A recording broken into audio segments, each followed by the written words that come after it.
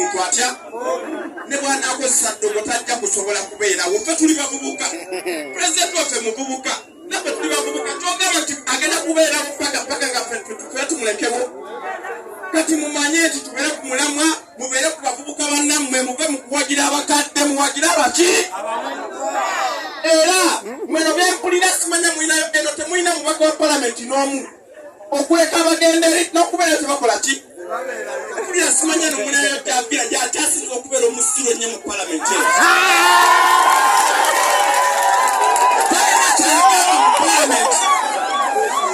Ali omubezi kubeerawo kubanga atuyagala tuyana ntebe za mu palamenti. Era tubeera eyo otuwulira ekifunu mu palamenti tutebeera kujaafiira kwatakokoya era kitakera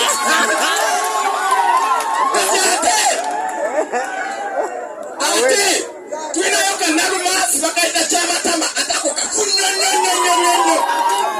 kabeera wali eri kumpi kabanga aketundu obwetunzi mu palamenti mukunnyo tebadde mutuleetera bannange kisiraani mu palamenti. Era abo temubakola ki kubanga abo bakyasinza okusibira mu busibe mu palamenti eyo ne palamenti nefuuka useless. Era palamenti efuuka bufuzi kitokosho nga batujja ne twogera ne tubireka wano.